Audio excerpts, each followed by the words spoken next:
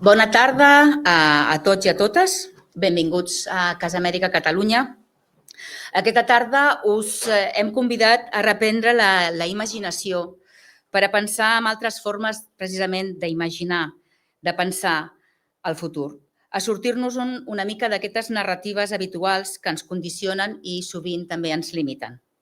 Per fer-ho, mirem el futurisme indígena, una corrent que revisa la història per intervenir-la i explorar escenaris futurs.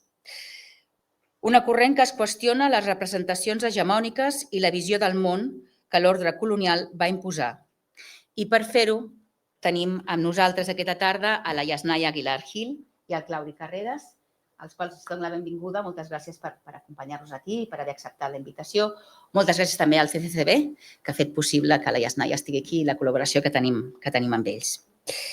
La Yasnaya és escriptora, lingüista i investigadora. En els darrers anys s'ha consolidat com una de les veus de referència del pensament indígena i de la defensa dels drets lingüístics a Llatinoamèrica. Es va llicenciar en Llengua i Literatures Hispàniques a la UNAM i després es va especialitzar en Lingüística Hispànica a la mateixa universitat.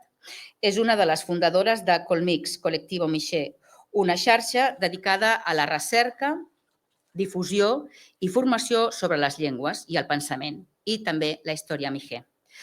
Al llarg de la seva trajectòria s'ha centrat en l'estudi de la diversitat lingüística de la seva regió i en l'elaboració de materials didàctics per l'aprenentatge i l'enfortiment de la seva llengua materna, la Yuk. Una variant dins de les llengües mijes que compten amb més de 100.000 parlants a Oaxaca, una de les regions amb més diversitat lingüística del planeta. I ara ve la part més difícil per mi d'aquesta presentació. I echt acht jumax juk gakash. Hot cook ach kem vet yal teming. Maeu yundeg cuya shumahat yumenya yumayuk. Espero que algo hayas entendido de lo que he intentado decir, que era que estàvem molt contents de que vingués a aquesta casa per portar-nos la seva llengua i per fer-nos-la sentir, aquesta llengua que ells hi diuen la llengua dels boscos, que em sembla un nom preciós per qualsevol llengua. I amb ella tenim en Claudi Carreras, llicenciat en Belles Arts per la Universitat de Barcelona, és comissari independent, editor, productor cultural i investigador de fotografia. Ha realitzat múltiples exposicions que han recorregut més de 50 països, entre les quals destaquem Laberinto de Miradas, Cotidiano Latino, Africaamericanos i, per suposat, Amazonias, el futuro ancestral. Va ser comissari del Festival de Paraty en Foco a Brasil i de la selecció d'Amèrica Latina per la Bienal Fotoqué del Museu de Quai Branly de París. Va ser també assessor i comissari del Foro Latinoamericano de Fotografia de São Paulo des de la seva creació del 2007 fins al 2019. I us puc dir que entre la Yasnaya i el Claudi hi ha no només una connexió de pensament o una connexió de veure el món, sinó també tenen molts amics comuns, lo cual, quan es vau posar, cuando empezasteis a hablar y visteis todas las conexiones de amistad y de gente que conocéis, quiere decir que compartís un camino desde cosmovisiones muy distintas y desde procesos muy distintos, pero hay un camino común entre los dos que creo que vamos a disfrutar mucho en la conversación. Quan acabem aquesta conversa i que obrirem una mica al públic per si encara queden coses per dir, també tindrem la sort de poder escoltar una selecció dels poemes de la Yasnaya acompanyada de la trompeta del Benjamín i de l'art de part del Kumachuk Yuchpe per escoltar la musicalitat de la llengua Ayub i conèixer també la seva concepció del temps. Esperem que aquest convit ens ajudi a tots a pensar diferent al futur, als pessimistes que li donin un tomb per trobar altres maneres de mirar-lo i als optimistes per donar-los eines i reforçar precisament el seu plantejament d'imaginar un món millor. Moltes gràcies, benvinguts i comencem. Gràcies.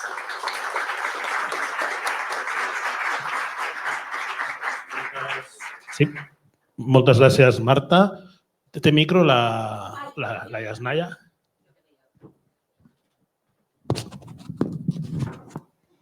Moltíssimes gràcies també a tot l'equip de Casa Amèrica i al CCCB també que ha fet possible que estiguem aquí aquesta tarda.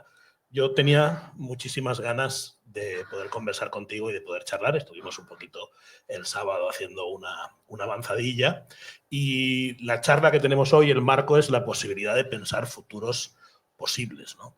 cómo repensar el futuro o cómo abordar, ¿no?, la palabra de futuro cuando ya es una palabra que está condicionada por muchísimas cosas y que en diferentes cosmovisiones se entiende de una forma completamente diferente, ¿no?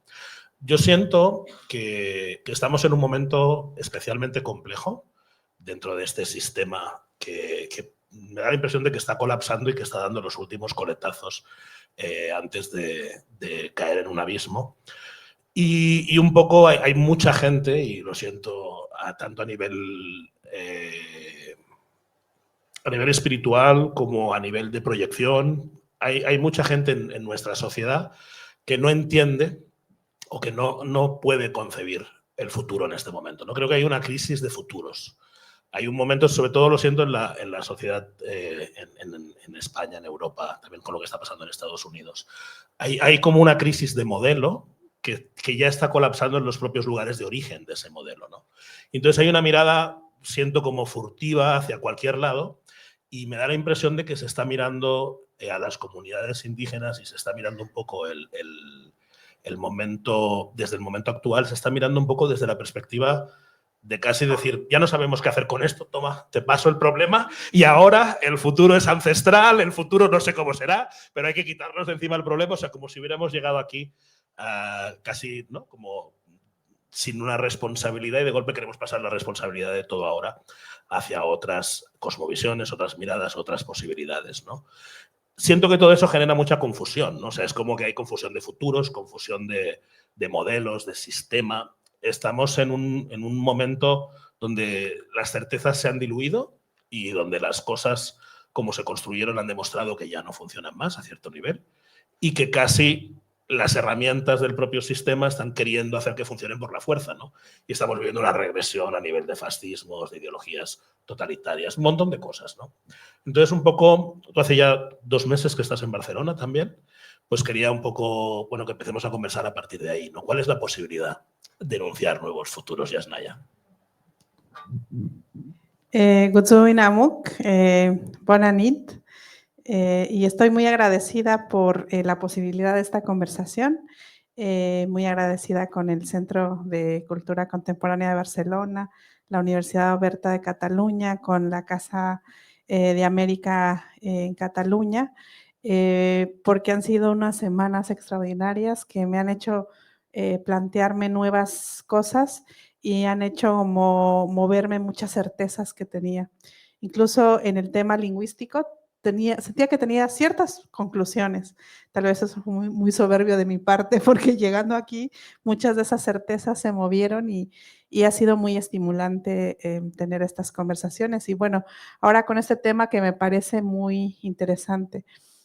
Primero, es interesante que justo en contextos en donde hay crisis sobre pensar el futuro, o sea, de lo que viene, recurrimos, no sé, incluso a nivel personal, ¿no? Había un estudio muy interesante sobre cómo cuando tenemos crisis existenciales recurrimos a ciertas artes adivinatorias, como tratando de lidiar con la ansiedad y con el miedo, sobre todo, que causa. Entonces, como, no sé, los horóscopos, el oráculo, los diferentes tipos de oráculos, como tratar de encontrar pistas, pero que luego esas pistas o esa relación vienen desde el miedo. Yo creo que muchas reacciones ahora son desde ese miedo, ¿no? Esta vuelta a las derechas, y cómo las ultraderechas están jugando a darnos certezas cuando hay un sistema que nos está proveyendo de mucho miedo y de mucha inseguridad. Hace tiempo, hablando con un periodista mapuche, Pedro Cayuqueo, decía, es que ¿no crees que por fin los pueblos indígenas estamos del lado correcto de la historia? O sea, cuando estaba toda la idea del desarrollismo, de la modernidad y esa construcción, como que los pueblos indígenas estábamos, ¿sabes? Como, no sé, nos veían como el atraso, sí, condenados al atraso, al pasado y a la tradición. Y decía, ¿no crees que ahora tenemos ciertas claves Entonces, como que hay una corriente, siento, que está viendo en pueblos distintos, en la diversidad de pueblos y culturas, claves para paliar esa ansiedad que provoca el futuro que nos plantea el sistema, estos sistemas, ¿no? El patriarcado, el colonialismo y el capitalismo. Pero por otro lado, también he visto de diferentes personas de pueblos indígenas como también un rechazo a esa responsabilidad. Es como de, oigan, esto no es mi perro y no lo voy a bañar yo. O sea, no tiene que caer ahora justo con la COP veía muchas de esas conversaciones de no tendríamos por qué estar dando esas respuestas, ¿no? Y entonces hay una crisis y un debate sobre ese terreno que es el futuro. Pero ese futuro también ya ha sido colonizado, ¿no? La ciencia ficción, por ejemplo, casi siempre plantea futuros que no prescinden de estos sistemas grandes. Y la ciencia ficción, que además se plantea con una tecnología bastante capitalista, nos hace pensar que estos otros pueblos estábamos condenados a la tradición y al pasado. Y había ahí también un rechazo a eso, y a mí me interesaba mucho cómo conciliar, ¿no? Por un lado, el reconocimiento de ese pasado y de esas claves, porque, por ejemplo, no sé, en un país como México, siempre se nos ha dicho que los pueblos indígenas somos la raíz del Estado mexicano. Y yo decía, no, sobre todo, no. No fue nuestra voluntad, ¿no? Entonces, simplemente como narrativamente como raíces de este proyecto, de los proyectos nacionalistas, por ejemplo. Entonces, ¿cómo conciliar ese futuro y la historia que hemos atravesado? Me parecía algo interesante y por eso me empezó a interesar mucho en ver desde las lenguas otras maneras de frasear el futuro y el tiempo. Y de ahí viene como este interés que tengo sobre eso y también la propia ansiedad que tengo de ver lo que viene, ¿no? La emergencia climática es el síntoma de una enfermedad y esta enfermedad es todos estos sistemas profundamente imbricados y que no se puede explicar uno sin el otro y confiar en que podemos atravesar esta diversidad de pueblos y apostar a la posibilidad de la vida y que ya hemos pasado por otro. O sea, pienso en la colonización o los primeros momentos de la colonización como algo que nos estaba proveyendo muerte, ¿no? Que proveyó muerte. Y cómo apostar a estructuras para la vida, creo que ahí podemos encontrar claves que son múltiples. O sea, yo creo que, o sea, terminológicamente para ti como lingüista debe ser también apasionante el hecho de analizar, ¿no?, los distintos orígenes de las palabras y los propios significados, ¿no? Porque yo creo que el propio concepto de futuro en sí mismo probablemente ya es un concepto muy colonial también, ¿no?, que tiene que ver mucho con el colonialismo, porque hay muchas culturas que no tienen el mismo concepto, la misma idea de futuro. En la Amazonia hay diferentes comunidades que no tienen el concepto de futuro como lo tiene el mundo occidental, ¿no?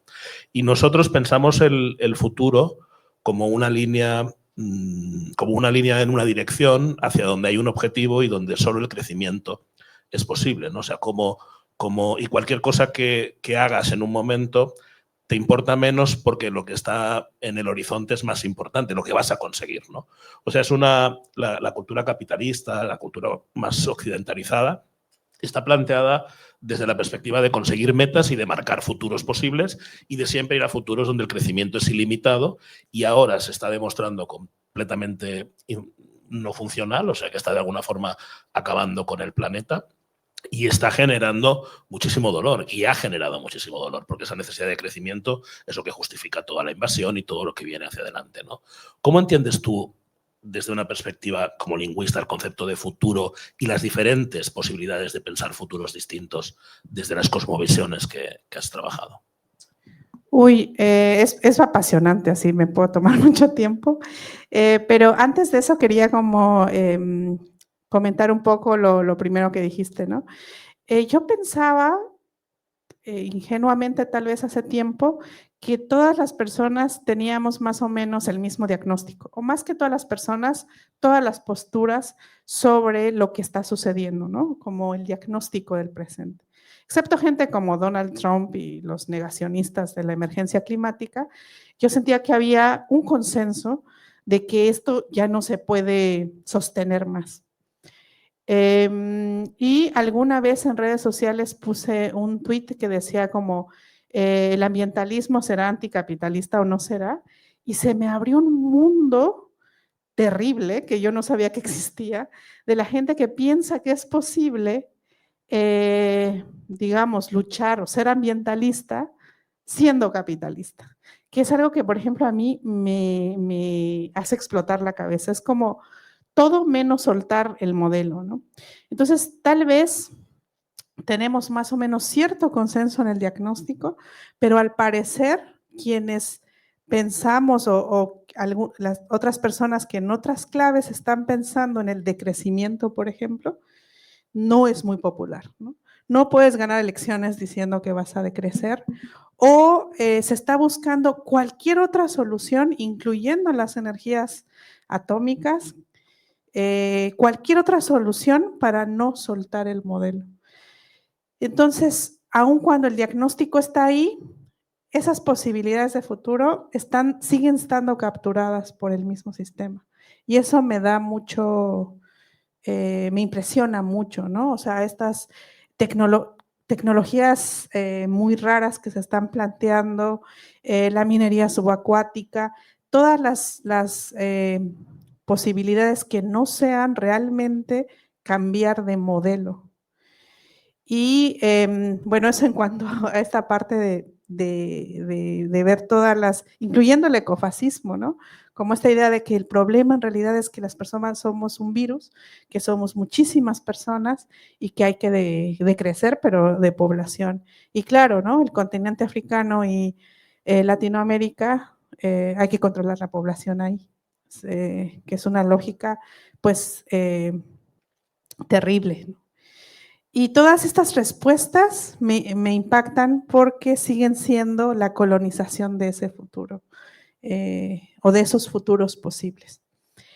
En cuanto a la parte de la lengua, que fue mi primer acercamiento también, siempre que trato, supongo que por deformación, de formación de mi formación, como que me interesa mucho la historia de las palabras, qué significaron, cómo se utilizan, cómo se van imantando y cambiando. Y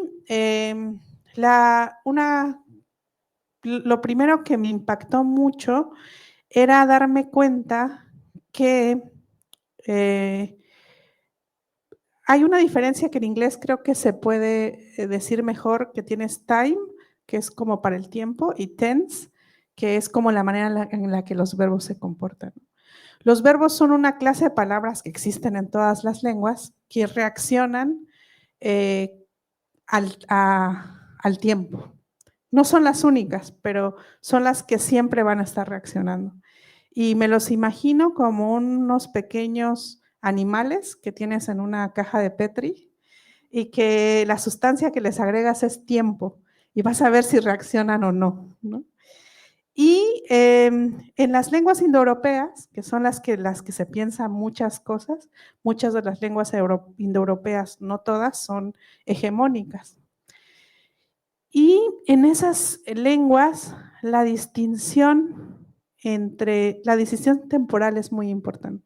O sea, los verbos se van a comportar distinto dependiendo del tiempo verbal, ¿no? Del tense, que implica el acto de habla, es decir, en el momento en que yo enuncio, como ahora, todo lo que va a suceder después del momento de la enunciación será futuro y todo lo que sucede antes es pasado. Y esto es relativo, ¿no? Porque mañana esto será pasado y ya no sé. Eso va cambiando porque cambia por cada momento del acto de habla, lo cual significa que cada vez que hablamos estamos actualizando el tiempo.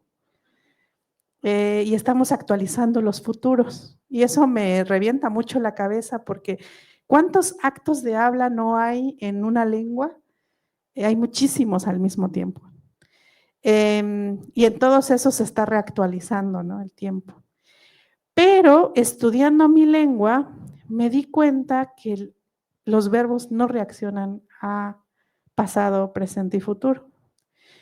Y eso era algo que no se escribe tanto en las gramáticas y yo no entendía por qué. Porque si yo le pongo futuro a ese verbo, no reacciona, no cambia su terminación, no se conjuga. Y entonces eso no es tan importante. ¿Qué es lo importante para el verbo en Mije, por ejemplo? Tiene que ver con algo que se llama realis o irrealis, que es el mundo de lo que se supone, el mundo de lo que existe y el mundo de lo que es supuesto, las hipótesis, las ideas, las posibilidades. Y eso es algo muy importante. Otra cosa que importa a los verbos es la relación que hay entre dos eventos. Por ejemplo, si yo digo, yo estaba llorando cuando tú llegaste, el verbo de llegar está contenido en el evento de llorar. O sea, digamos que aquí empieza a llorar, aquí termina, y llegar es un hecho puntual contenido dentro del otro. Esa relación entre eventos es lo que importa al Mije, no tanto si eso sucede después del acto de habla o antes del acto de habla. Y bueno, a mí me ha interesado mucho cómo funciona en muchas otras lenguas y me di cuenta que esta obsesión con el futuro y el pasado que tienen los verbos es propio solo pues de unas pocas familias de lengua. O sea, en realidad si vemos muchas familias lingüísticas, son pocas pero muy hegemónicas. Pocas y muy ruidosas, digamos. Y claro, la teoría gramatical se ha construido sobre esas lenguas. También importa mucho la estructura interna de los eventos, si es un hecho puntual, cómo explotar, si es un hecho que tiene mayor estructura interna, como, no sé, pensar o bailar. Entonces va a ir respondiendo a otro tipo de temporalidad que no tiene que ver con el futuro o el pasado. Por otro lado, no solamente los verbos nos hablan del tiempo, también los adverbios de tiempo. Y una cosa muy interesante es cómo usamos adverbios sin distinguir espacio de tiempo. Analíticamente, digamos, en la tradición occidental, se conciben como dos conceptos distintos. Espacio no es tiempo y tiempo no es espacio. Aunque, bueno, la física dice otra cosa. Pero tenemos adverbios en Mije que no van a distinguir espacio de tiempo, que pueden significar, dependiendo del contexto, aquí o ahora, aquí y ahora, a veces aquí o a veces ahora. Incluso platicando con otra persona, me decía que hay usos del castellano que son así. Puedo decir, ¿no? Yo estaba llorando y cuando yo estaba llorando, él prefirió irse y ahí me di cuenta. Y ese ahí no refiere al espacio, está refiriendo a un momento, un tiempo. Y por otro lado, me interesan mucho las metáforas sobre el tiempo. Por ejemplo, el hecho de que tú decías, ¿no? Cómo se ve el tiempo como una línea y todas las metáforas que construimos son una línea horizontal en donde el futuro está enfrente y decimos literalmente, tienes un futuro por delante, aunque no es espacio, ¿no? Y es muy interesante, es algo que todavía no alcanzo a entender bien, porque al parecer es un universal que en todas las lenguas del mundo las metáforas para el tiempo utilizan el espacio. No podemos predicar al parecer del tiempo sin hablar del espacio. Y incluso representarlo, un calendario, el reloj de arena, tienen dimensiones espaciales. Y por otro lado, lo que está atrás es el pasado, ¿no? Y hay que dejarlo atrás. Y en lenguas como el aymara es lo contrario. Es decir, también es una lengua horizontal, donde el tiempo es horizontal, pero el futuro que ya conocemos está enfrente, porque lo puedes ver. Y el pasado queda atrás. Digo, el futuro que ya quedó, que no puedes ver, queda atrás, lo contrario.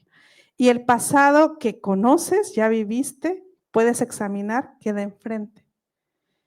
Y eso me hizo pensar cómo sería en mi lengua. Y es muy interesante porque pues yo toda la vida he hablado mije, es la lengua en la que principalmente me comunico.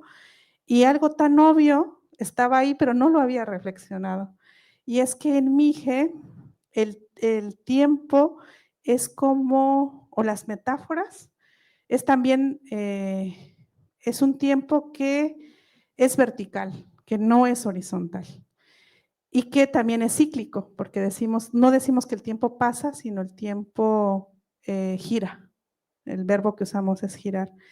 Y es como si fuera un chorro de agua, así se puede pensar. Entonces el agua, el tiempo va cayendo y entonces cae arriba, te atraviesa, pero entonces al caer, eso se va acumulando, entonces el nivel del agua va subiendo. Y entonces el pasado es lo que viene subiendo, porque el nivel del agua a tiempo sube, y el futuro viene bajando, y se encuentran en ti, ¿no? Y es algo bastante literal, así como en español se dice que hay un futuro por delante, en mije decimos, no podemos decir futuro, no podemos decir tiempo incluso. Para hablar del tiempo necesitamos decir como los días y los años. Y no podemos decir futuro, decimos lo que viene bajando y el pasado es lo que viene subiendo. Ahora, hay personas que han dicho en la historia del castellano que incluso cómo nos movemos sobre esa línea cambia culturalmente. Por ejemplo, en la cultura clásica, en las culturas clásicas, esta idea del hado, del destino, de este destino que es ineludible. Hay un poeta italiano, Cesare Pavese, que tiene un libro muy bello que se llama Diálogos con Leuco, donde revisita los mitos clásicos y revisita pues Edipo, ¿no? Que es como una tragedia pues que conocemos.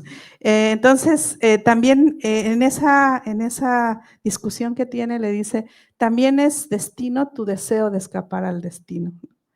Entonces, el destino, el hado, es ineludible. Y entonces, varios investigadores han dicho cómo eso se reflejaba en los verbos del latín, donde no te podías mover. Y cómo con la idea cristiana, católica, del libre albedrío, se desarrolla a la par que el futuro perifrástico, en el que dices voy a pensar, voy a comer, aunque en realidad cuando dices voy a pensar no te mueves, ¿no? Pero te mueves sobre el tiempo. Y cómo ese futuro de voy a parece estar relacionado o se podría ver desde el libre albedrío y no como algo estático en el que el tiempo te pasa y no puedes hacer nada porque tu destino ya está ahí.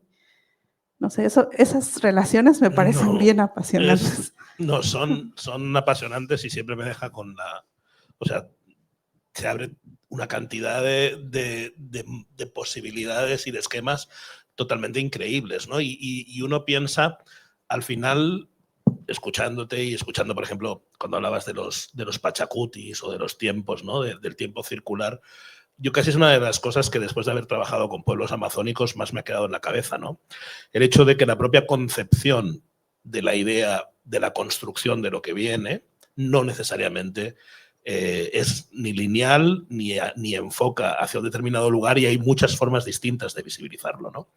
Y entonces ahí piensa uno como todo lo que ha aprendido y un poco la necesidad, o sea, yo siempre que hablo con personas en las comunidades, o muchas veces, noto que me faltan muchos elementos para comprender, ¿no? O sea, como que tengo mucha dificultad en intentar comprender, porque con todo lo que se nos ha metido en la cabeza y todo lo que se nos ha llenado, necesitamos como hacer un vaciado, un desaprendizaje de todo eso para poder empezar a pensar en otras posibilidades, en otras formas de relacionarnos, ¿no? Y eso me lleva a pensar mucho en la propia estructura en la que hemos conocido las realidades de otros pueblos y de otras culturas, ¿no? Y cómo de alguna forma el colonialismo primero ha silenciado, ha negado, ha pasado por encima, ha intentado pasar por encima, porque no lo ha conseguido, porque ahí está el pensamiento. Y yo creo que mientras esté la lengua viva, ese pensamiento continúa, ¿no? Por eso también es tan importante la preservación de las lenguas. En la Amazonia se han perdido 900 lenguas desde la época de la colonización, ¿no? O sea, es una barbaridad la cantidad de saberes y de conocimientos que se han perdido, ¿no? Y en todo este contexto, ¿no?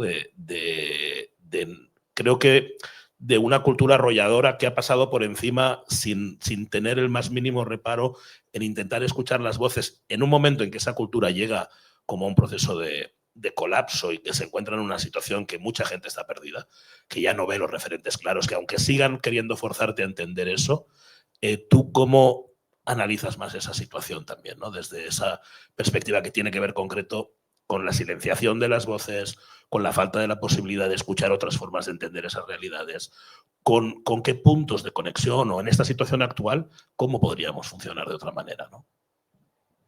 Uy, bueno, como yo pensaba que una cosa que estorba un poco en el análisis y también que coloniza el futuro es como pensar en los estados.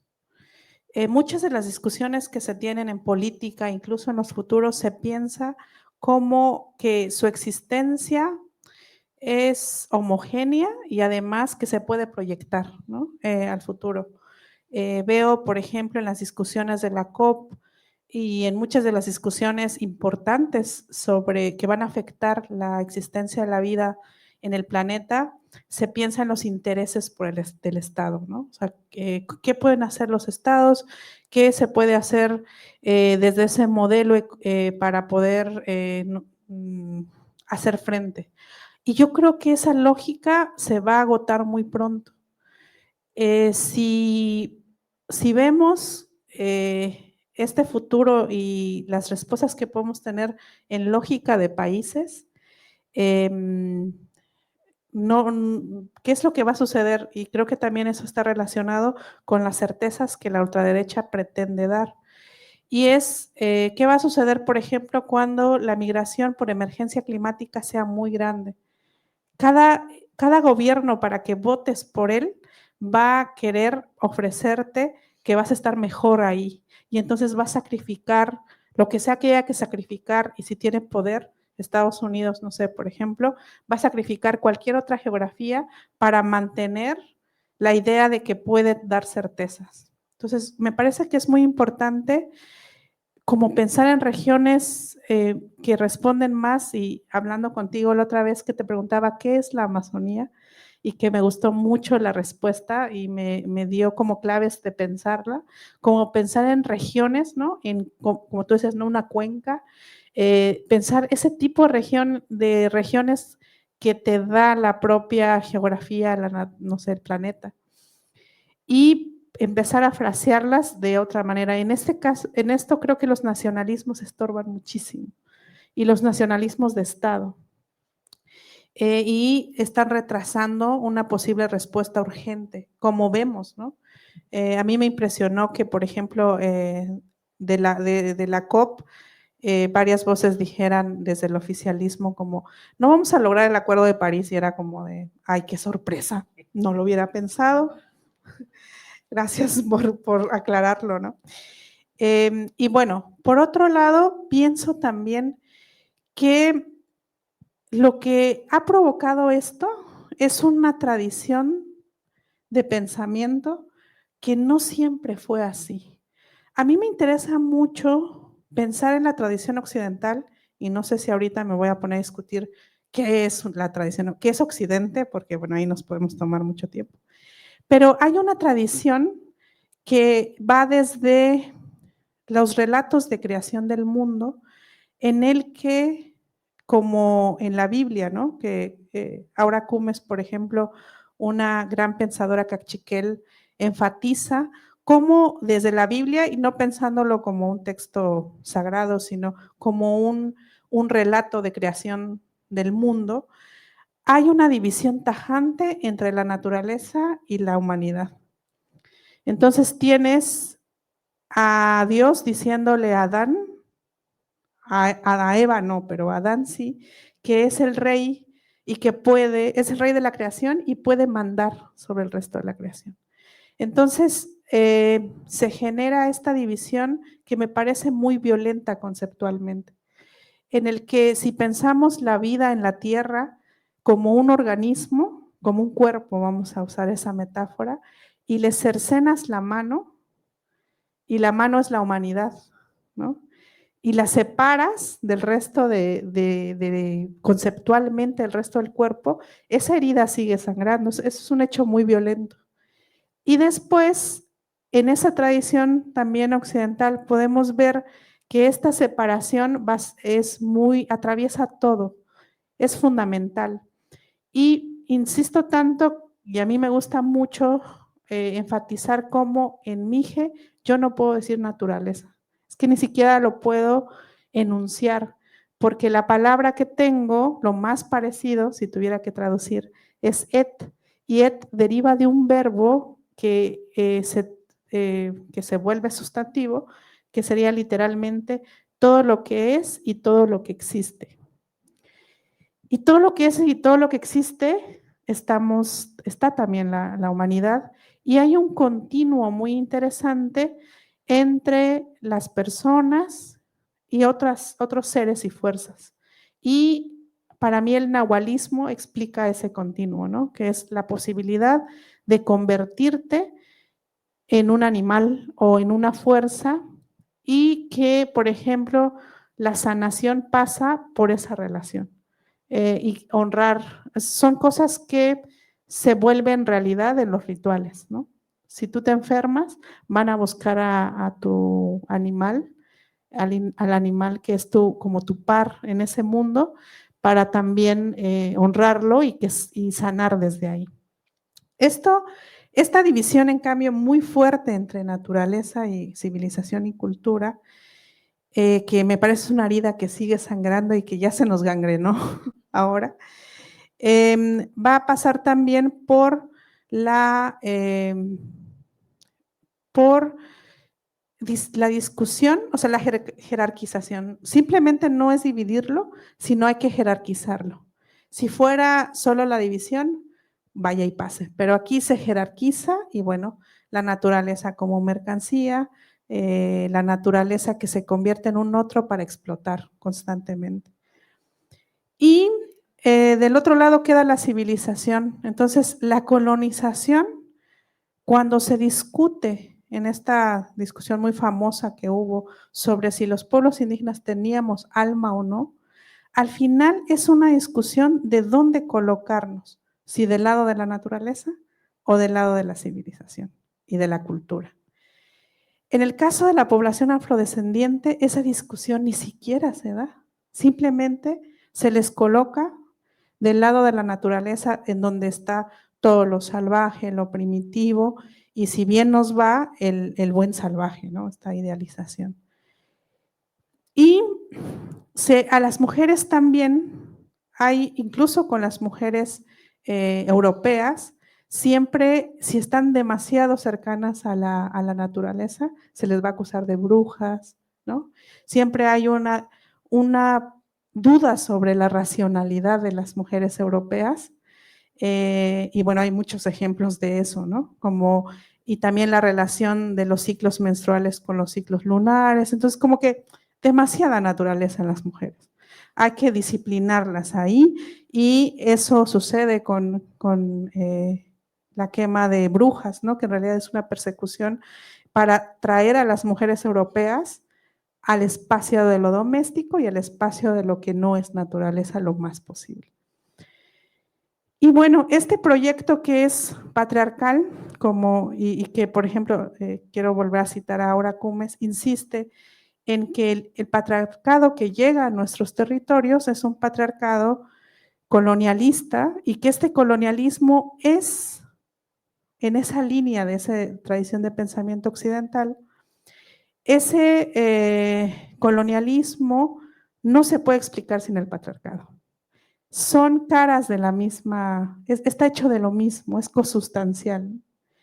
Y a su vez tampoco se puede explicar el capitalismo sin el colonialismo, sin el trabajo sin la esclavización de personas procedentes de África que fueron raptadas, esclavizadas, sobre todo en las plantaciones de azúcar, que después da pie al capitalismo, etcétera.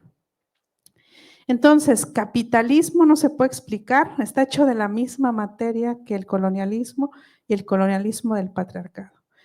Y muchas veces a mí me parece, y esa es la enfermedad, ese sistema complejo. A mí me gusta usar algunas metáforas para explicar que me parecen muy consustanciales. Pienso y utilizo esta metáfora del pastel, en el que tú tienes, no sé, un ingrediente puede ser la harina. Bueno, yo no hago pasteles, debería ser otra metáfora, pero entiendo que hay harina, hay huevos, hay azúcar. Y una vez, digamos, sabemos que ahí hay esos ingredientes, pero una vez que los mezclamos y los horneamos, al sacar el pastel del horno, la tarta, ¿cómo se dice aquí? Bueno, la tarta, yo no le puedo decir a alguien que sustraiga, o sea, como dónde empieza la harina o separar la harina de los huevos, de la mantequilla. Entonces, este sistema que está llevando al mundo a esta emergencia climática es como esa tarta. Sabemos que está hecho de patriarcado, que está hecho de colonialismo, que está hecho de capitalismo, pero ya es imposible separarlos. Y creo que esa separación a veces nos juega en contra. Como que nos juega en contra porque creemos que podemos luchar contra uno y no contra otro. Y también pienso que es como la Santísima Trinidad, ¿no? Que a mí es un concepto que me costó mucho entender. Creo que todavía no lo entiendo, que yo de niña decía, pero ¿cómo es que es un Dios, pero son tres? Pero bueno, son tres manifestaciones de lo uno y al final es uno, ¿no? Y siempre alerto también cómo es importante pensarlo así y no seccionarlo, no segmentarlo en todas las luchas que tengamos. Y por eso hacía yo este test del activismo, que es un poco una broma, pero también un poco en serio, que dice, si tú haces lucha antipatriarcal, pero no anticapitalista ni anticolonialista, eres Hillary Clinton. Porque piensas que basta con ser presidenta o anhelar ser presidenta de un país como Estados Unidos, pero claro, tú piensas que estás haciendo esa lucha antipatriarcal, pero el patriarcado entra, solo que vestido de capitalismo y vestido de colonialismo. Y si tú haces lucha anticapitalista, pero no antirracista y antipatriarcal, eres el Che Guevara, ¿no? Y creo que a todas nos ha tocado estos machos de izquierda que te dicen, compañera, tu lucha está muy bien, pero la madre de todas las luchas, la lucha importante es la lucha de clases. Entonces ahí te entra el patriarcado, te entra el colonialismo, el racismo en forma de, con otras máscaras. Y luego si haces solo lucha, como, no sé, por ejemplo, lucha antirracista, pero no lucha anticapitalista, pues pensamos que basta con tener cuerpos racializados en portadas de revistas como Vogue, que basta la representación. O incluso, ¿no? Si haces lucha como anticapitalista, anticolonialista, pero no antipatriarcal, pues como el caso de Boaventura de Sousa, ¿no? En el que se mete el capitalismo solo que en forma de patriarcado. Entonces, ese pastel que está generando este problema, me interesa mucho ver que en la tradición de pensamiento occidental, cómo también historizarla. Y yo creo que no siempre fue así. Y me interesa mucho encontrar claves de pensamiento en la propia tradición occidental que dieron pie, o sea, que están ahí sueltas, sobreviviendo, resistiendo, con quienes los pueblos indígenas podemos establecer una conversación. Por ejemplo, pienso que en esta terrible represión contra las mujeres, en esto que fue la cacería de brujas y la quema de brujas, que hace poco tiempo estuve en el País Vasco y me hablaban de cómo ahí mismo sucedió eso. Debe haber ahí claves en la lucha de las mujeres que conserven, tal vez bajo la idea de la tradición o de las costumbres, algunas claves de pensamiento que nos liguen a esas mujeres, a ese conocimiento. Encuentro en obras como que son anónimas, como también tradiciones colectivas. Me interesa mucho haberme enterado, por ejemplo, de los montes mancomunados en Galicia. Entonces, siento que incluso en esta tradición occidental hegemónica que creó pues, el mundo como está ahora, debe haber sobreviviendo y latiendo conocimientos con los que los pueblos indígenas podemos hacer la alianza para decir también en su tradición estaba, también hay una tradición que se está cuestionando. Y también no caer en la tentación de ver a Occidente como una tradición de pensamiento monolítica y decir, hay otras claves ahí mismo latiendo.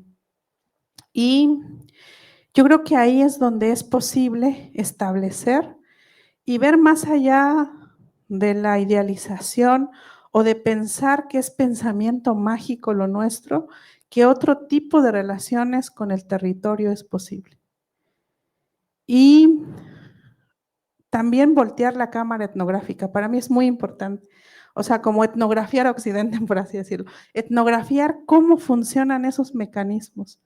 Y ahí a veces cierta tradición antropológica me hace enojar mucho, ¿no?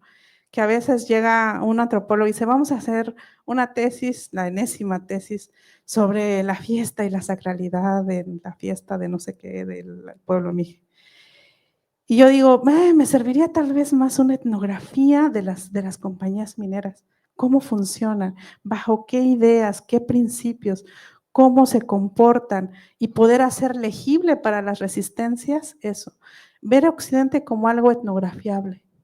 Hay un doctor en antropología tucano, João Paulo Barreto, que él decidió que quería estudiar, o sea, vivió en una comunidad en San Gabriel das Cachoeiras, que es un pueblito que está en el Río Negro, en Brasil, y donde conviven 27 comunidades distintas, ¿no? Y un es tucano.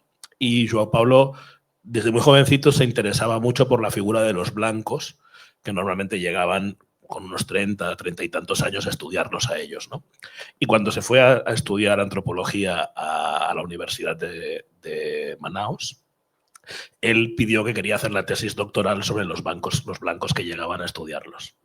¡Uy, necesito leer eso! No le dejaron hacerla. ¿Qué? No le dejaron hacer la tesis doctoral sobre los blancos que llegaban a estudiar a las comunidades, ¿no? Eso fue... Y él siempre lo pone como una decepción. O sea, en la universidad en aquel momento no le dejaron estudiar la tipología de blancos que llevaban a estudiarlos, porque él decía que tenían unos ciertos patrones, ¿no? El tipo de personajes que llegaban a estudiarlos a ellos. Pues que eran tipos de una edad de entre 30 y 40 años, normalmente barbudos, solteros, con una búsqueda determinada sobre los demás, con una ideología determinada, que generalmente salían a veces rechazados o con búsquedas de sus propias comunidades. O sea, como que tenía toda una serie de patrones sobre los personajes que llegaban a investigarlos a ellos, ¿no? Él los investigaba a los investigadores, ¿no? Y decía también, ¿qué hace a un tipo que vive en Europa o en Estados Unidos venir hasta acá para investigarnos, ¿no? Y él estaba muy interesado en buscar esos patrones antropológicos. Qué interesante, ¿no? Me parece que puede subvertir incluso el lenguaje etnográfico, o sea, todo el léxico. En el colectivo en el que estoy, un poco preocupados por esto, les voy a compartir unas experiencias. Primero, hicimos una serie de entrevistas que se llamaba Entrevista al Entrevistador. Entonces, lo que hicimos fue contactar a muchos antropólogos, lingüistas, sociólogos que habían hecho tesis sobre el pueblo mije. Entonces, la idea era, lo pueden ver, está en YouTube, que se llama así, Entrevista al Entrevistador. Y era ahora entrevistarles sobre cómo fue su trabajo en nuestro pueblo, por qué quisieron hacerlo, etcétera. Y era interesante cómo al cambiar pues la conversación, ya no éramos nosotros los entrevistados, sino quienes habían hecho esas entrevistas, generaba mucho miedo, o sea, mucha como resistencia incluso y mucho nerviosismo. Y me parecía interesante, aunque también entiendo, es decir, hay muchas cosas ahí de hilar fino, ¿no? Como no es lo mismo un estudiante de doctorado en la UNAM que un estudiante de doctorado, por ejemplo, en una universidad de Estados Unidos, porque a veces los estudiantes de doctorado no tienen tampoco mucho presupuesto y les exigimos como retribución a la comunidad y apenas si lo están logrando, ¿no? Y es como más bien todo el sistema está viciado para reproducir como esas lógicas, o que te van a dejar una tesis que está en inglés, por ejemplo, que no puedes leer.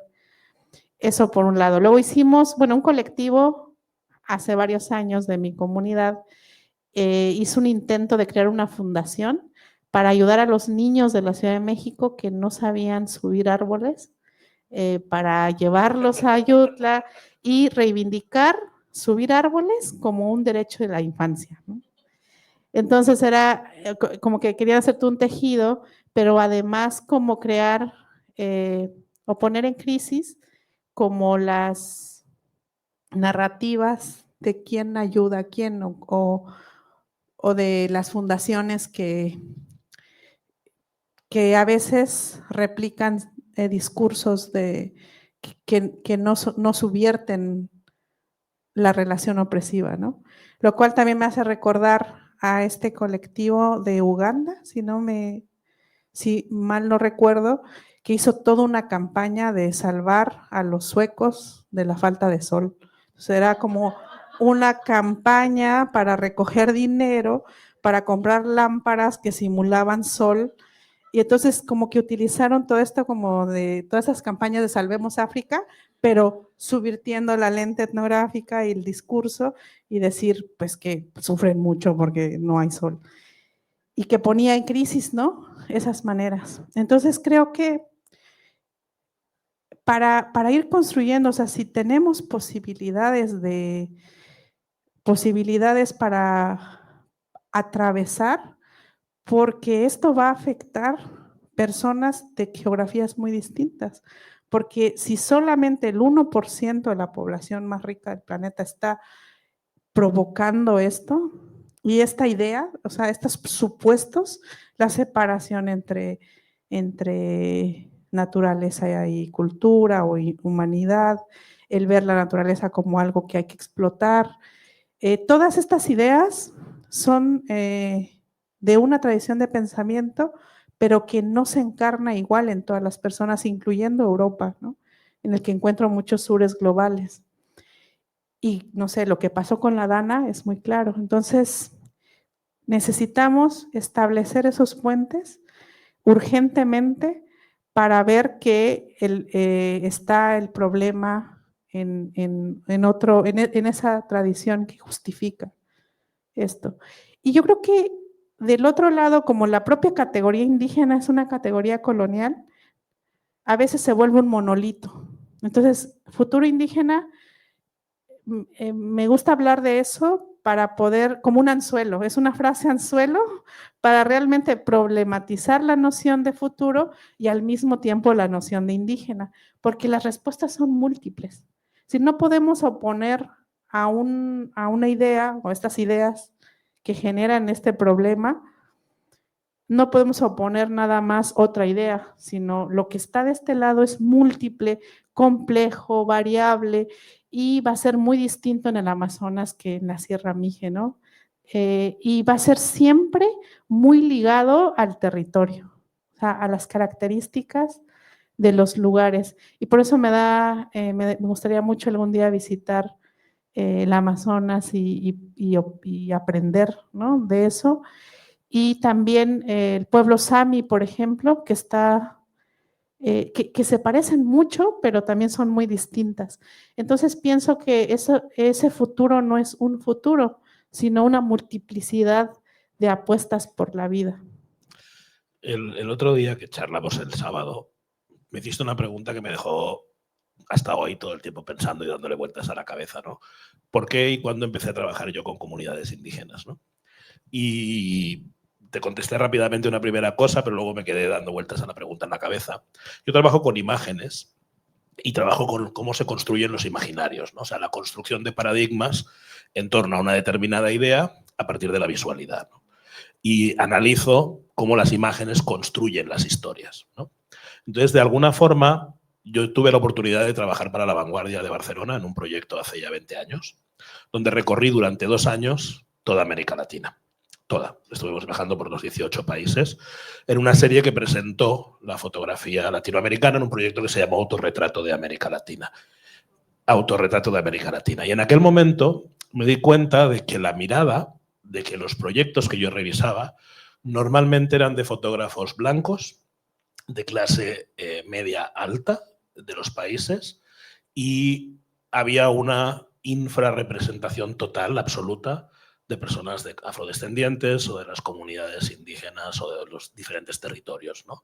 O sea, siempre había estado como que eran colectivos que habían sido mirados tradicionalmente, o la imagen que llegaba, y te hablo de hace 20 años, era siempre una mirada muy estigmatizada y que estaba muy acorde a los discursos que tienen que ver con el mantenimiento del status quo, con la estigmatización del otro, con el proceso de silenciación, ¿no?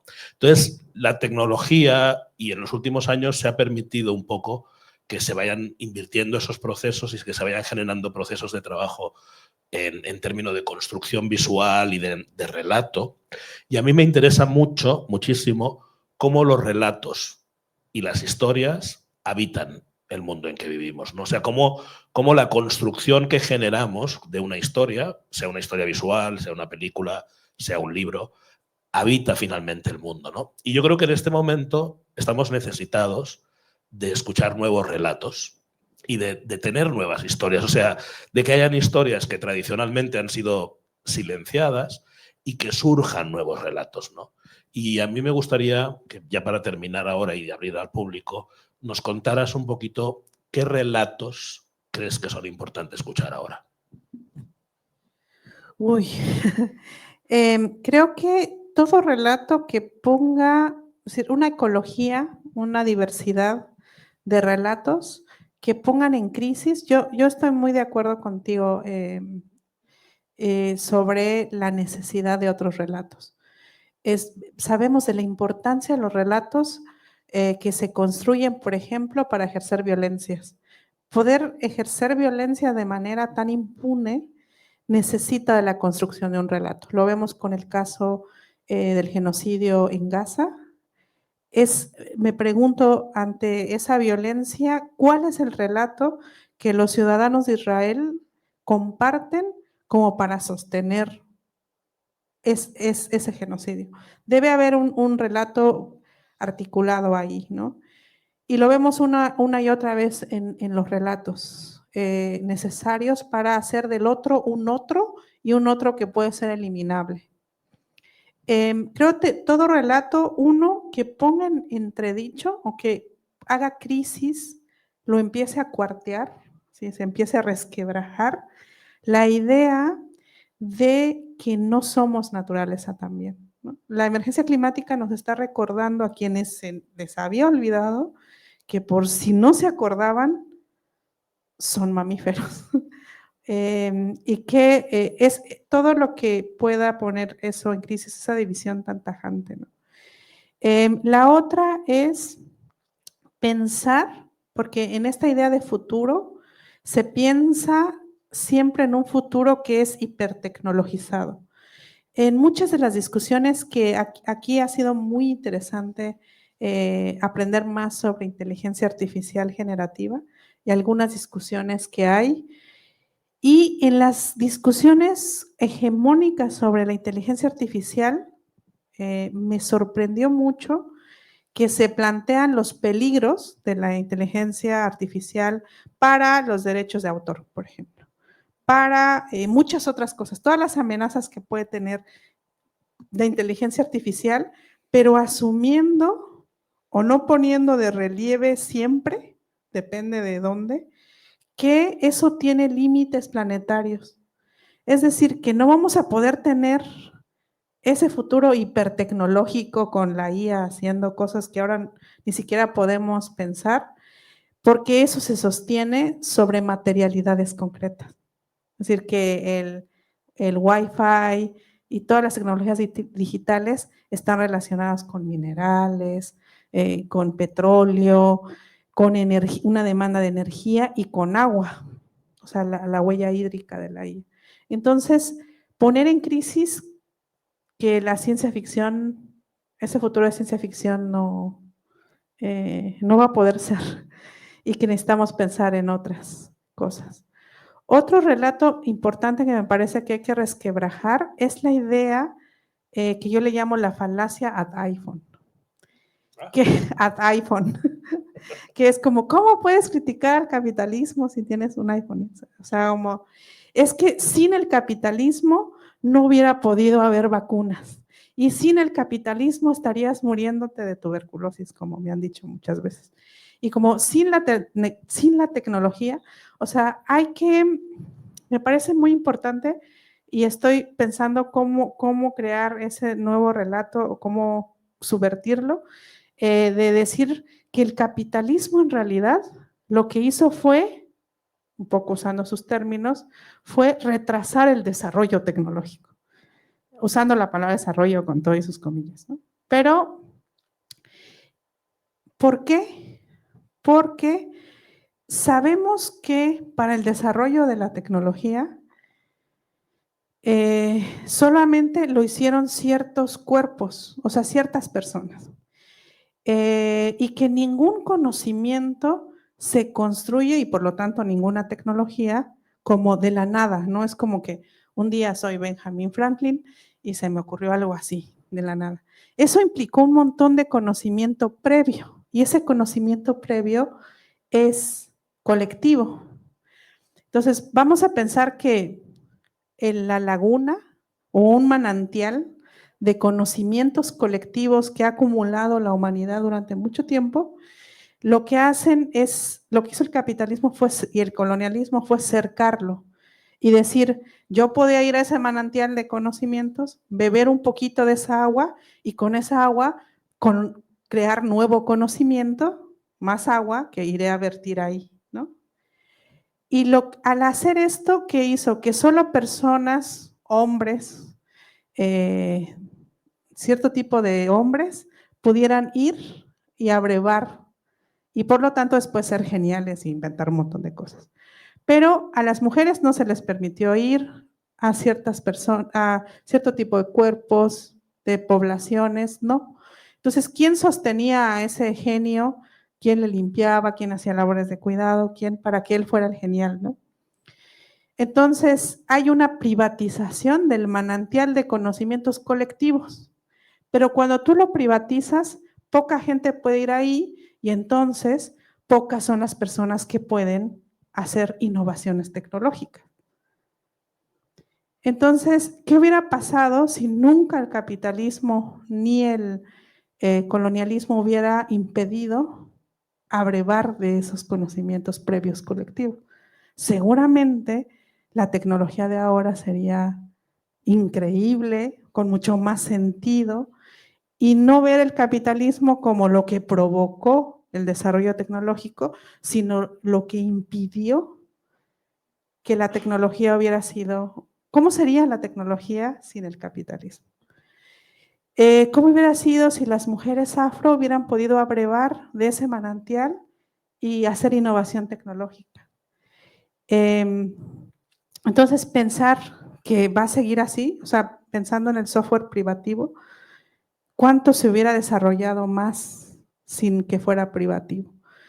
Entonces, sí me interesa mucho arrebatar la innovación tecnológica al capitalismo y crear escenarios distintos. A mí me impactó mucho cómo durante el COVID, el desarrollo de la vacuna para COVID, los médicos, un par de médicos franceses dijera abiertamente en televisión pública que esas vacunas se iban a probar en África.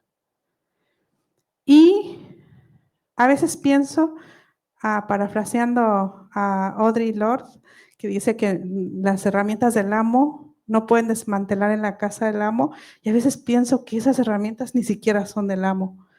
¿De quién es el conocimiento ginecológico o la innovación ginecológica de los médicos que torturaron a mujeres afro en sus estudios, o es de ellas?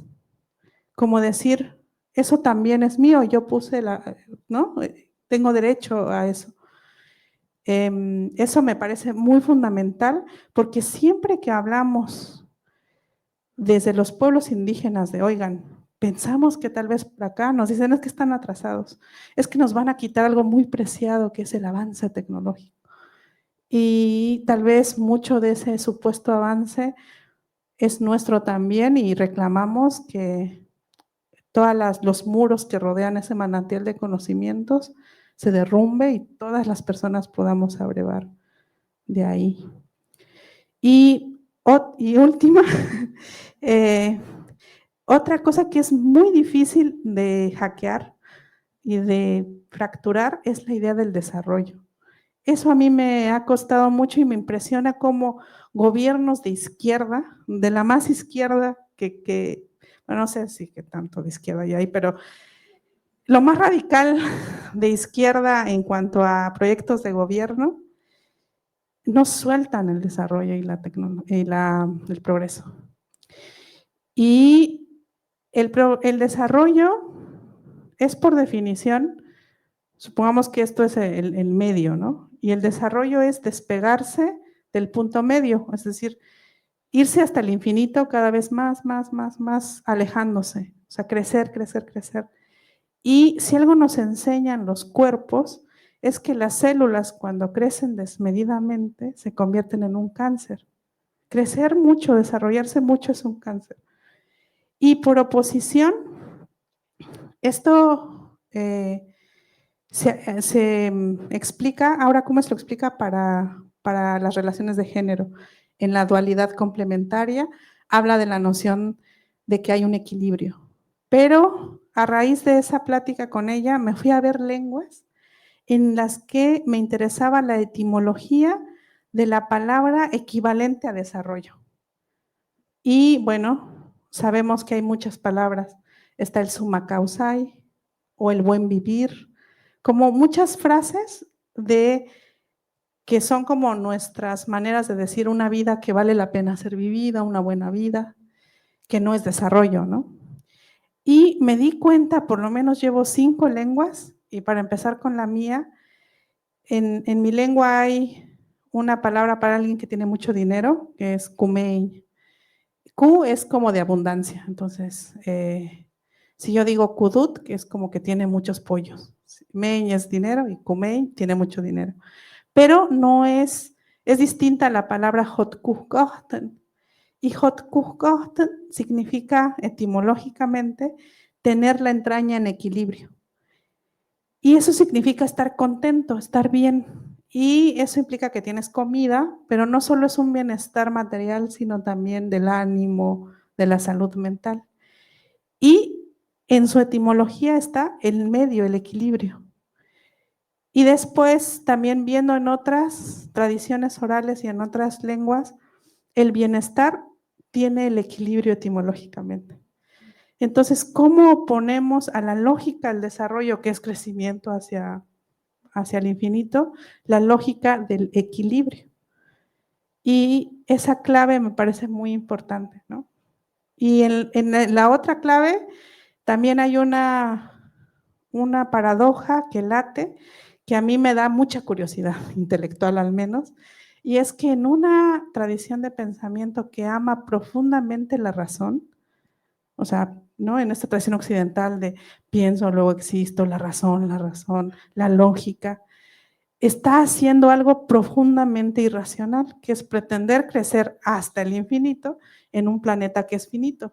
Entonces, esa paradoja de la tradición occidental me parece muy interesante, aunque triste. Y entonces, romper con las lógicas de desarrollo y apostar a las del equilibrio. Y bueno, eso sería.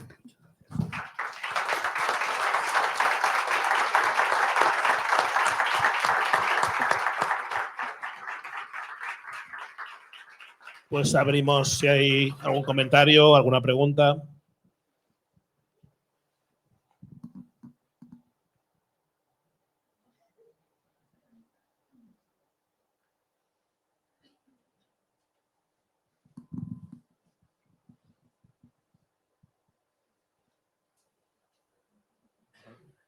Bueno.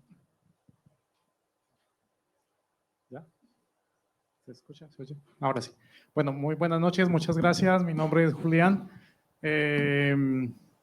Y quisiera preguntar dentro de estos imaginarios, o si existe equivalentes de un concepto que está tan arraigado en el capitalismo como es la empresa, ¿cierto?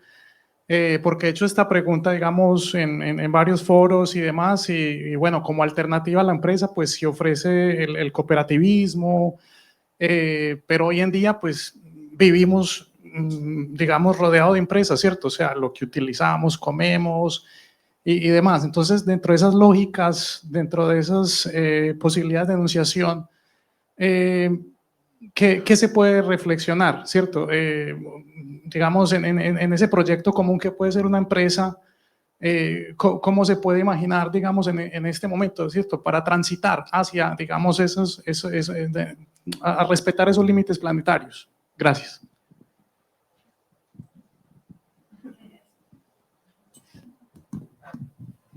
Bueno, yo sé muy poco de empresas, pero una parte interesante siempre es como el cómo, ¿no? Y cómo hacer esa transición. Yo creo que primero, una cosa que me parece muy interesante de ver en números es, por ejemplo, que en muchas partes del mundo ahora hay hambrunas, pero al mismo tiempo hay un exceso de la agroindustria, o sea, hay muchísima comida que se tira y al mismo tiempo hay hambrunas. Tenemos, por ejemplo, la producción de teléfonos que si tú compras un plan, cada año te cambian, ¿no? Y también viendo un programa que se llama Shark Tank, no sé si lo han visto, en donde empresarios hablando de empresas muy experimentados, escuchan propuestas para ver si se asocian es un reality show, con quienes están proponiendo un negocio para asociarse. Entonces me impactó mucho porque creo que desnuda mucho el capitalismo, en que una pareja llegó y habló de un cable, y era un cable, si no me recuerdo, era un cable muy bueno, así, entonces dijeron todas las características de ese cable, y entonces el empresario le preguntó, bueno, pero, ¿y ese cable cada cuándo hay que cambiarlo? Y la pareja dijo, nunca, o sea, lo puedes usar, o sea, no tiene obsolescencia, puedes usarlo para siempre. Y le dijeron, no hay negocio. O sea, ¿cómo algo que dura para siempre no puedes vender más? Entonces, tal vez para transitar hacia ese otro mundo que podemos imaginar, ese mundo que son muchos mundos, es necesario esta lógica de la producción en exceso. Es que en realidad necesitamos mucho menos y lo que hace muy bien el capitalismo es inocularnos deseos.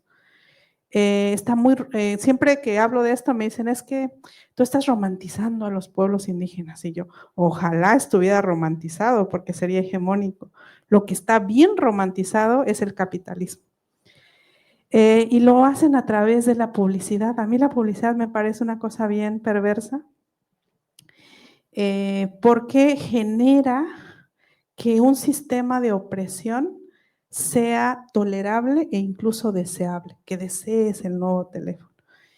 Y quitando esa romantización del capitalismo, podemos ver que es bastante irracional que está generando muchísima más producción de la que se necesita, siempre más, ¿no? Más celulares, y no hay, pues no hay planeta que aguante más producción de más células ni más demanda de energía, ¿no? Entonces, pensaría que para la transición, primero, poder darnos cuenta de lo innecesario para empezar de estas demandas de consumo. No sé si eso responda un poco, pero incluso dentro de la, o sea, sin hacer como la caída estrepitosa del capitalismo inmediato, incluso en esa lógica, tanto exceso es algo muy impactante, ¿no? Y solo se sostiene por la creación de esos deseos inoculados.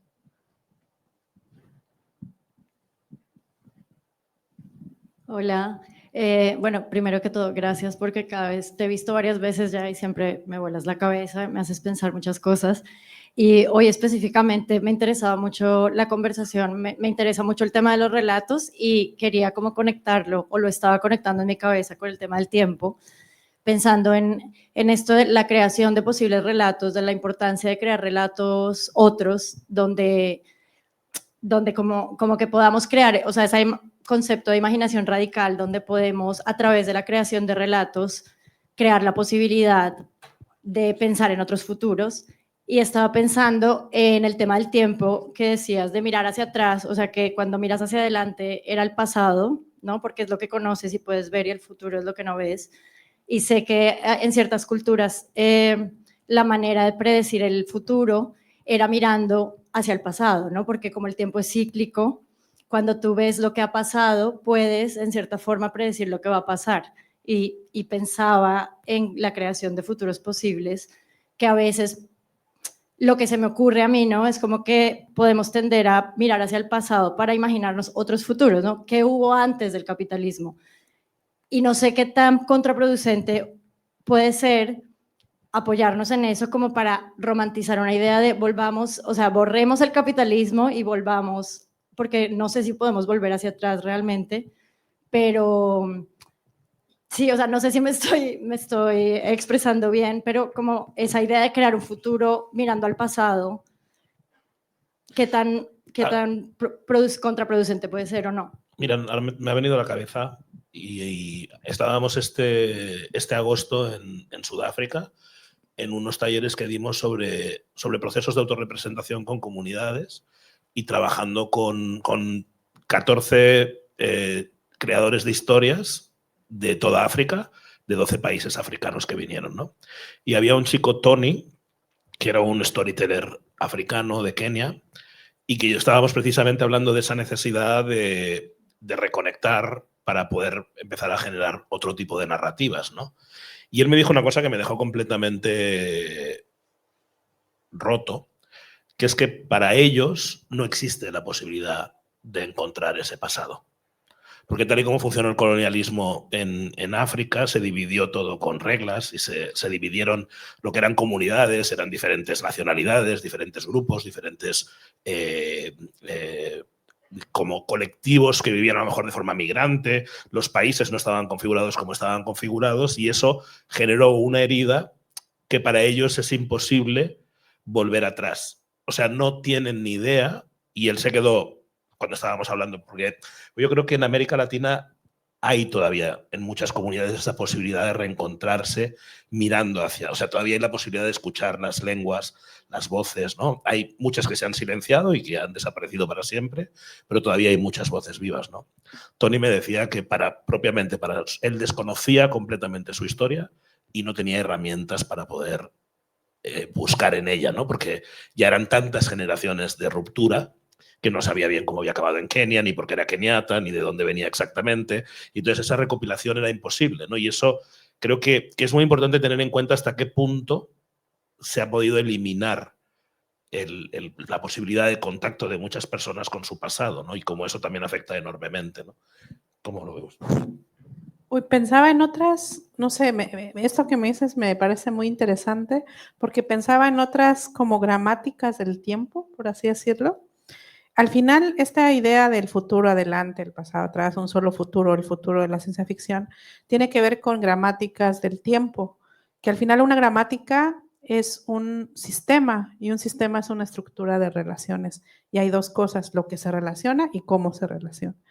Entonces pensaba por ejemplo, en los calendarios. En el caso de los pueblos mesoamericanos y particularmente el pueblo Mije, había 3 tipos de calendarios.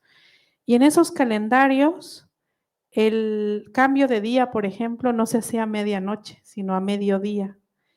Y tal vez yo no lo supiera como de arqueología, pero me acuerdo que nuestras abuelas siempre nos decían, a mediodía es peligroso. O sea, a mediodía no te encuentres sola en el bosque, es una hora delicada. Y yo no entendía bien por qué. Y claro, después como que hice los puntos, pero hay en las tradiciones, en las narraciones de tradición oral o en las narraciones tradicionales, en cómo se crea el mundo, muchas pistas sobre cómo mirar tal vez no el pasado, en este sentido como el pasado, que aparte está bastante colonizado por la historia, ¿no? Y esta diferencia entre historia y memoria, que me parece que es importante. Entonces, ¿cómo esta memoria está en eso, en los sueños, por ejemplo, en lo que puede o no ser olvidado? Hace poco un amigo guayú me contaba de un caso en el que habían descubierto como unas momias, y entonces había que regresarlas a la comunidad a la que pertenecía. Y los investigadores pidieron 6 meses para estudiarlas porque había mucha información importante y eran muy valiosas para los historiadores. Pasaron los 6 meses y la comunidad dijo como regrésenlas, ¿no?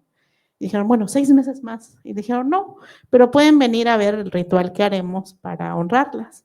Y llegaron y me contaba que en ese momento las incineraron.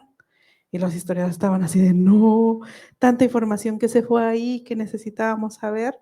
Y la comunidad dijo, no, porque no todo debe ser recordado. Y en realidad no todo es recordado. O sea, la parte importante del olvido, también no se puede configurar, ¿no?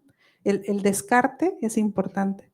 Entonces, tal vez cómo encontrar, un efecto del colonialismo es el que él cuenta, ¿no? Pero debe haber en los sueños otras maneras de encontrarse. No y sé. en la Amazonia, por ejemplo, estábamos hablando con un grupo de chicos que querían hacer un rap sobre en la época del caucho y fueron a hablar con los abuelos y los abuelos les dijeron que no era bueno traer ese relato ahora.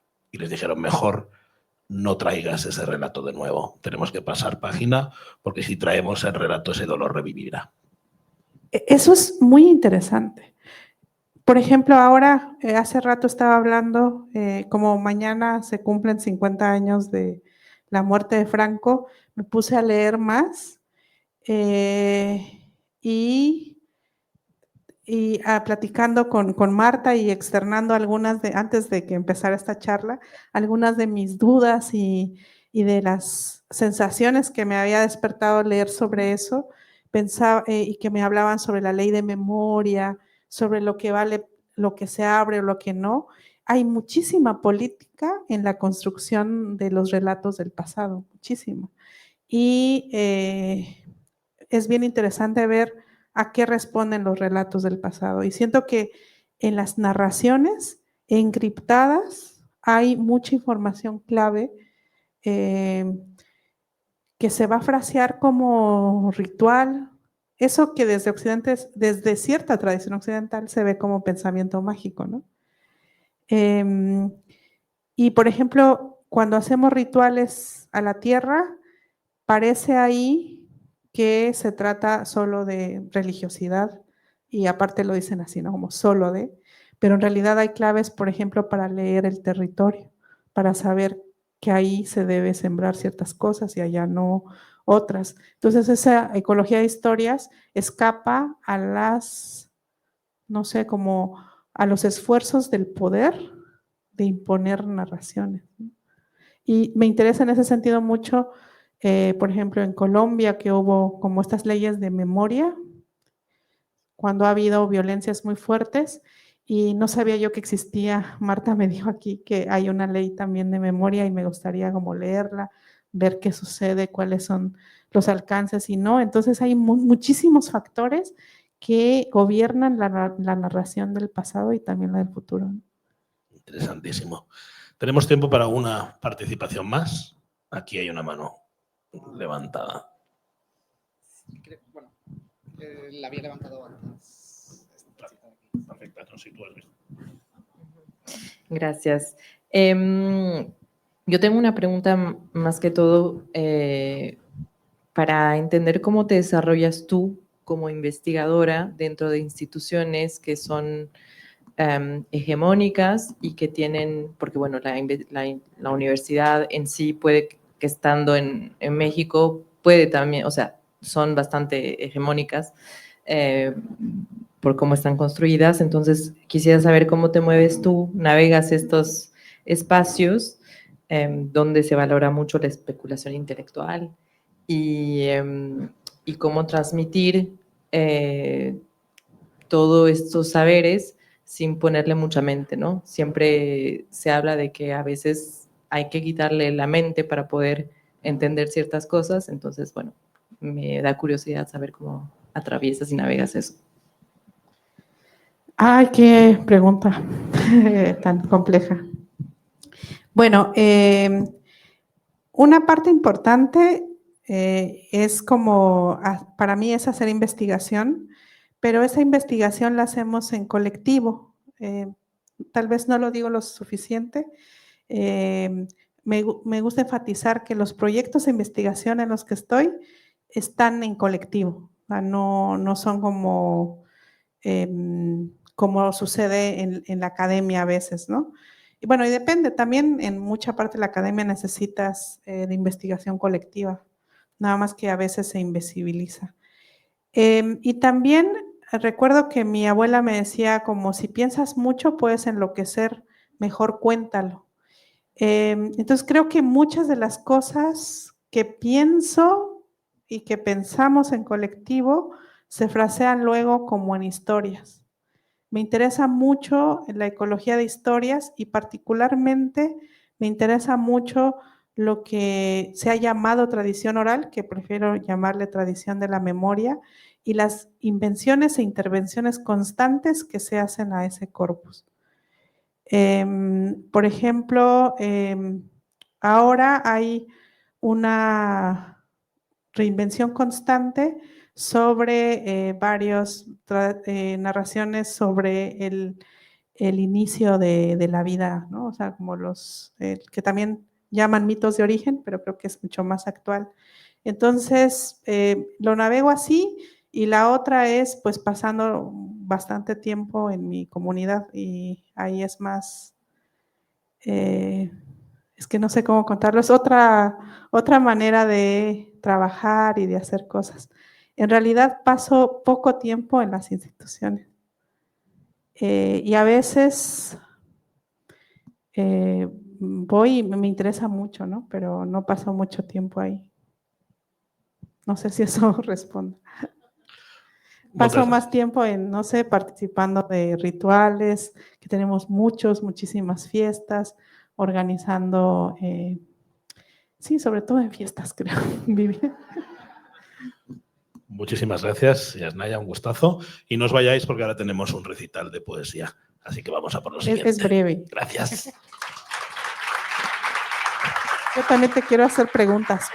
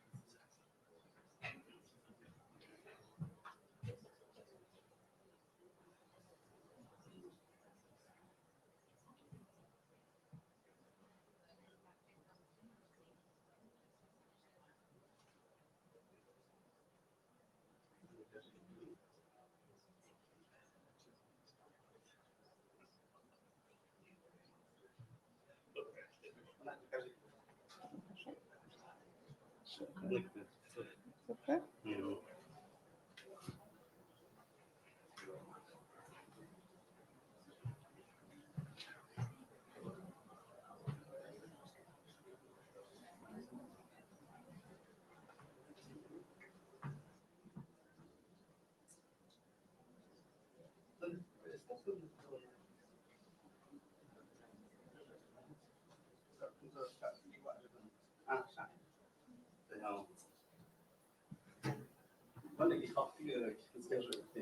À, chọn phải thế.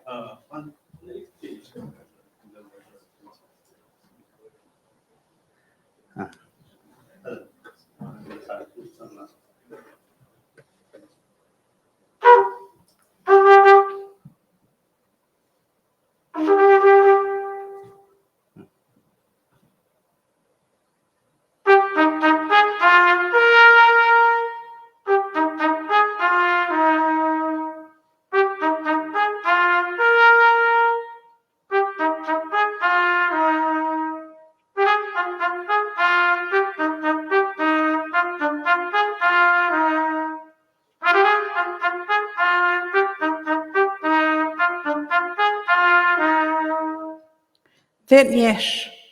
Tên a sư ha et ha khmut nhek skjokt pik. Ayunkus. Tuget ha o ha ayuk yak huptutstuj. Tamniye. Ha. Dus dit negaps shuna sư ha khmut yaudit. Audet. Shkumuk puts. Aya yudza o ha ayuk bingen. Nabish badish datsuk huptsuk tuj. Hyup negaps. Shun matzod o ayuk wa shu ha khmut yaudit. Kaps azod na negapshup. Gweshuk. Tuktenyets hudzukan nam tuug. Aya ayets nachen namadug. Humbet badug puts hadug ham yaudit. Hatgachp ha o ha ayuk tepkat negapsh. Kanagok dagok negapsh. Ajuy cham habom. Et yot nevukat. Zadagok negapsh na shu humut. Hagam utzon numyanoi. Haam, joyam, tanasham. Dena shu ha humut taputnash, patputnash, utsnayoi. Kipsh hawyoi. Tik, tak, tik, tak, tik. Tigachech hapush, tutnun mayat, utsden kepsh haet. Tik, tak, tik, tak. Paduunen den adiooj. Den utsa de gokstim jugish. Tuts nay den kum niooj. Kadiauche den numutsan ona yuk nagumbit. Awesh, os den yazei et. Audet, audet, audet. Así es. El tiempo toma siempre la forma de la lengua que lo contiene. Un mordisco a las terminaciones de cada palabra, como a los chiles, pican. Y cada palabra confiesa. En nuestro idioma, los días y los años giran verticales. Giran. Me mareo. Analizamos lentamente cada palabra. Seleccionamos, separamos, las miramos por delante, las observamos por detrás y entonces disección. Cortamos terminaciones, son las puntas de las palabras las que hablan. ¿Qué respondes, palabra, cuando giran los días y los años? Contestan, hablan, se delatan unas a otras, si es que observas bien. Yo soy solo un instante, como el rayo, dice una. Lentamente yo, como la tierra, dice la otra. Yo, una y otra vez, por allá levanta la voz. Pero existe lo distinto. Hay idiomas que no se guardan a sí mismas. Ayer, hoy, mañana, no se lo callan. Andan por el tiempo como por un territorio. Vamos a comer, se dicen. Vamos, caminemos, atravesemos. Así van corriendo sobre el tiempo. Lo caminan como si fuera una vereda. Sus pasos son mensurables. Tic, tac, tic, tac. Han diseñado cada clase de máquinas para medir el tiempo, incluso las inimaginables. Tic, tac, tic, tac, tic. Lo caminan como si fuera una vereda en planicie. Lo he visto yo misma y también lo he hecho. Aquí eso no es la verdad, responde mi idioma. Aquí gira el futuro que llega de arriba.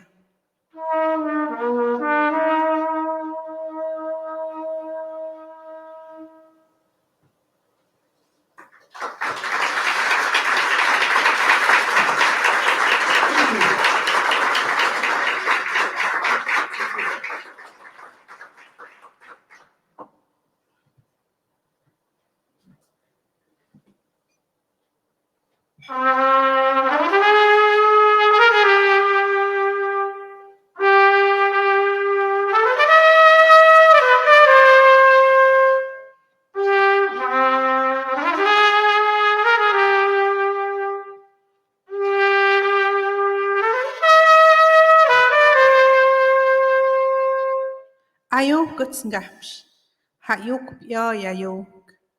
Ti hayuk yapsh, kuhamush den nyamikiet, het stuk yapst me jaagt. Hayuts, yuk bus ayuk gapst. Ha mem kdak, wadgok hamush ayuk mudagukia. Te amush nywecht. Puta aktipo shadgok namiwe an. Hayuts. Yuk bus ayuk gapst. Ha mem kdak wadgo kamush yin main mudagukin. Te amush gyapst. Yagambet yenug moist oyen namiwe an. Hayuts. Yuk bus ayuk gapst. Ha mem kdak wadgo kamush gyapsh miayak mudagukin. Te amush gyapst. Aver die pushtzach najot hadgok nam yuan. Hayuts, yuk bus ayuk gapst. Ha mem kdak wadgok hamush yan mchaan mudagukin. Den uts badunaan, den uts tuku indunaan det mem kdak. Tamen takidak.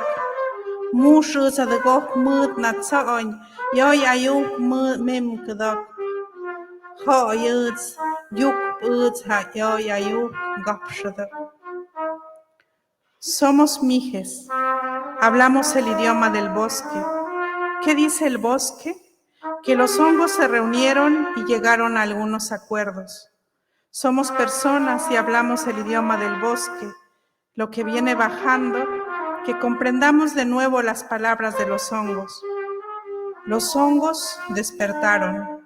Ayuden a reconstruir el tejido de las arañas. Somos personas y hablamos el idioma del bosque, lo que viene bajando, que comprendamos de nuevo las ideas de los hongos. Los hongos hablaron. Vuelvan los ríos desviados a sus cauces, dijeron. Somos personas y hablamos el idioma del bosque, lo que viene bajando, que comprendamos de nuevo las narraciones de los hongos. Los hongos hablaron. Devuelvan las piedras minerales a la tierra, así dijeron. Somos personas y hablamos el idioma del bosque. Lo que viene bajando, que comprendamos de nuevo las instrucciones de los hongos. Y así lo haremos todo, porque eso ya viene bajando, ya viene bajando. Nos unimos a la danza de los hongos porque somos personas y este es el idioma del bosque.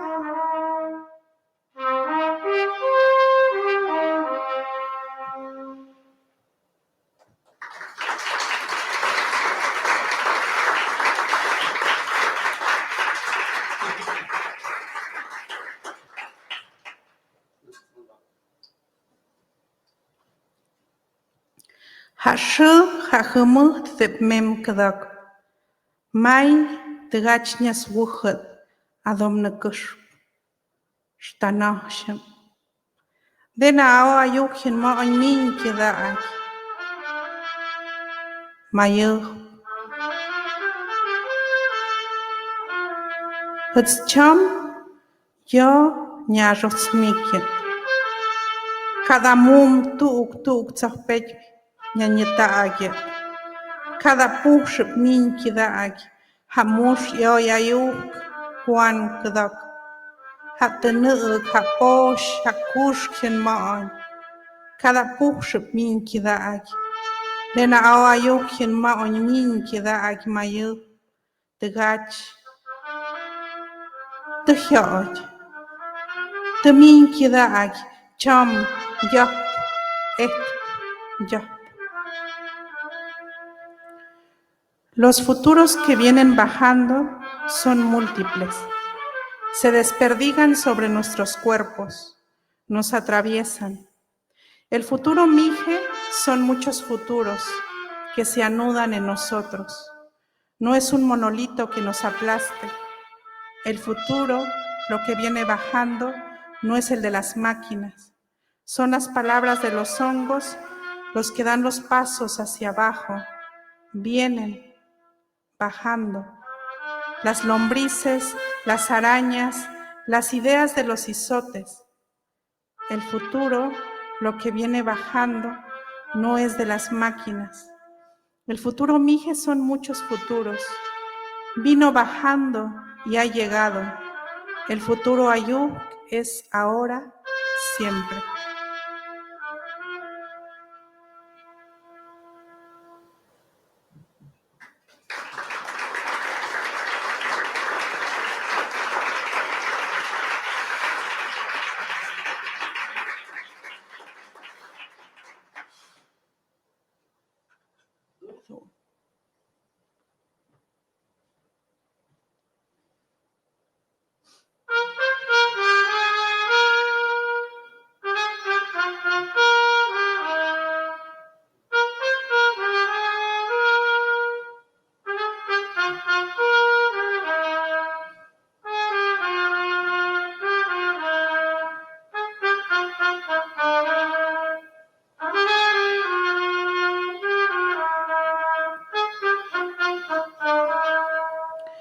Katuk haayu kashu hahumut mudyaudich.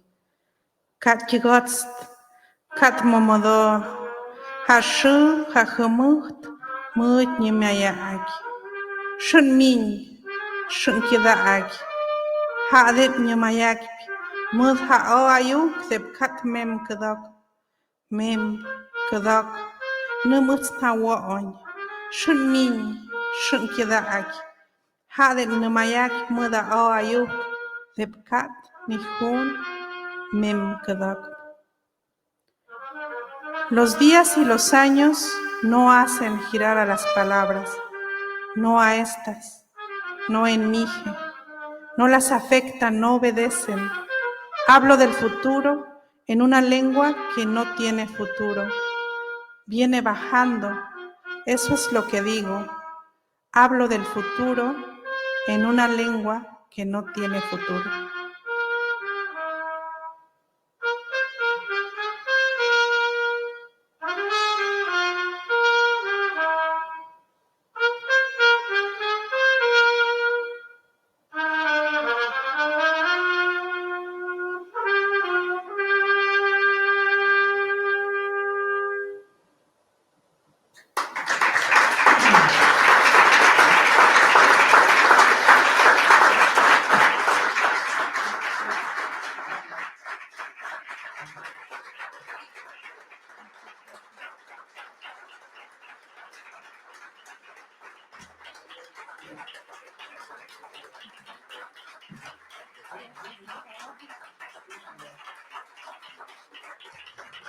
En los visuales tenemos al maestro Gilberto Delgado, un artista mije de Tlahuitoltepec.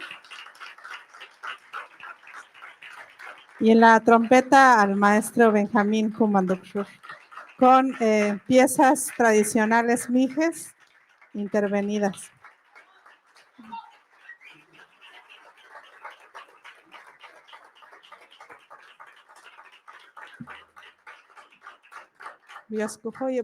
Moltes gràcies.